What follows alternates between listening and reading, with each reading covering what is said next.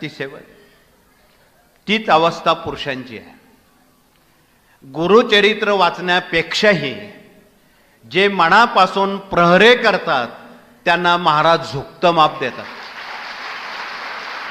तुम्ही एक वेळी पारायण केलं नाही तरी चालेल, कमी पारायण झाली तरी चालते, प्रहऱ्यात काटकसर करू नका. इथे आमचे पुणे जिल्ह्याचे लोक आलेत,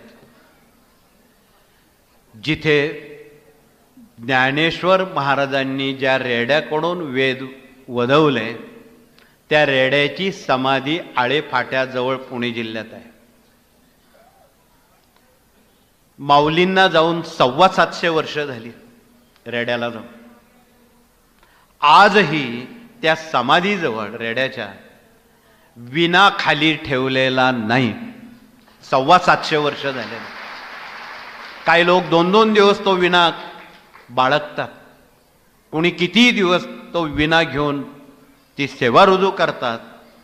त्यांना ज्ञानेश्वर भावंडांचा साक्षात्कार होतो आजही, का ते संजीवन समाधी घेतलेली आहे. आता याच्यापेक्षा अजून दुसरं कोणतं उदाहरण प्रहरेसाठी द्यावं. म्हणून एक वेळी पारायण कमी झाले तर चालतील, पण साप्ताहिक दैनिक सेवा केंद्रात कृपया आपण सबब सांगू नका, आमच्याकडे माणसं कमी आहेत. 2 असतील तर 1 उभा करा, ज्ञानेश्वर भावंडांच्या रेड्याप्रमाणे. बघूया किती कसोटी आपली महाराज घेतात. पण या कसोटीला अनेक लोक पास झालेले आहेत. रात्री 12 ते 4 ज्यांचे प्रहरी असतात त्यांना सदेह स्वामींचं दर्शन घडलेलं आहे.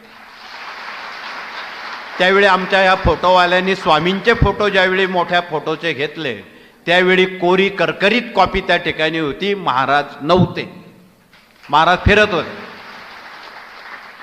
काही पुरावे आहेत, त्या फोटो ब्लँक होते. मग या गोष्टीला काय म्हणू. आणि एवढंही सांगून जर आपण आपल्या सवलती किंवा सुविधा जर वापरत असो, मग आपल्यासारखे शतमूर्ख आपणच. म्हणून कृपया असं होणार नाही. त्या नियमावलीत आपण बसतो का हे आपण आपल्या मनाला विचारावं. नसल बसात तर दुसरी कामं करा. सर्वात या सर्वश्रेष्ठ काम आहे फलद्रूम करणारं ते चपला सांभाळण्याचं आहे. तुम्हाला पूर्वी आठवत असेल, इंदिरा गांधी प्रधानमंत्री असताना सुवर्ण मंदिरांच्या गुरूंनी तत्कालीन